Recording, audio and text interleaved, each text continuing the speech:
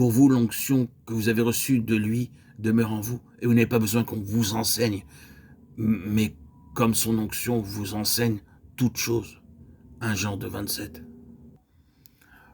Lorsqu'il plut à celui qui m'avait mis à part dès le sein de ma mère, de révéler en moi son Fils aussitôt, je ne consultai ni la chair ni le sang, et je ne montai point à Jérusalem vers ceux qui furent apôtres avant moi. Galates 1, 15, 17. Voyez, comme le Seigneur voudrait vous donner la lumière, le Seigneur conduit son peuple dans la plus grande plénitude de la connaissance de son Fils et au développement de leur compréhension spirituelle. Mais les chrétiens aujourd'hui négligent le don qui est en eux. Les enfants de Dieu, pour nombreux qu'ils soient, négligent le Saint-Esprit comme celui qui les éclaire, leur maître, leur instructeur, leur guide et leur arbitre. Ils vont à celui-ci et à celui-là, à cette autorité, disant « Que pensez-vous à ce propos? Si vous pensez que c'est mal, alors je n'y toucherai pas. » Ceci est fatal pour la connaissance spirituelle. Faire cela, c'est passer au terrain naturel. Or, le Seigneur nous veut hors de ce terrain. Occuper le terrain de résurrection, vivre une vie dans l'esprit, c'est capital pour arriver à la pleine connaissance du Fils de Dieu. Combien plus nous pourrions dire à ce sujet? Soyons prudents quant à ceux qui sont nos autorités.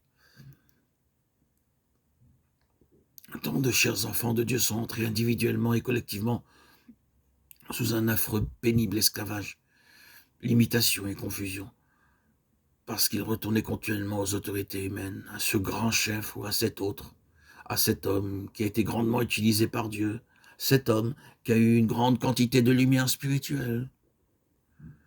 Le Seigneur a encore plus de lumière, de vérité à faire jaillir de sa parole que même ce serviteur-ci ou ce serviteur-là en a possédé. Comprenez-vous ce que je veux dire? Nous avons tout le bénéfice de la lumière donnée à ces personnes pieuses et nous cherchons à tirer profit de la vraie lumière.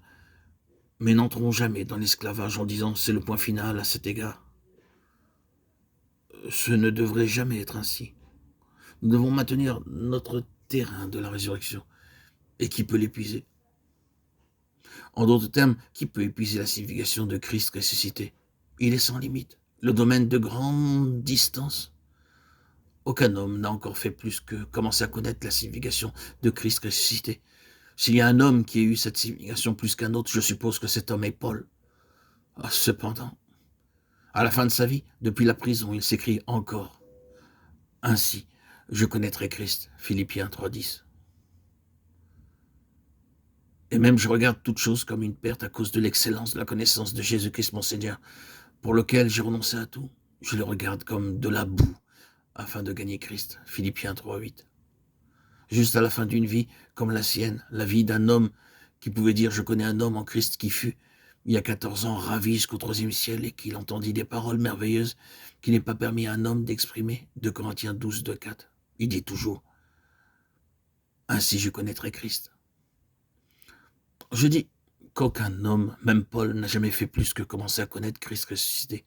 Ce sont des choses que l'œil n'a point vues, que l'oreille n'a point entendues et qui ne sont point montées au cœur de l'homme, des choses que Dieu a préparées pour ceux qui l'aiment. Dieu nous les a révélées par l'Esprit, 1 Corinthiens 2, 9, 10. Voyez-vous, l'Esprit possède des richesses insondables afin de nous les révéler. Beaucoup plus. Donc, il a cette charge de révéler dans le cas de l'aveuglement, quelle que soit la forme qu'il prend et qui se produit en occupant le terrain naturel.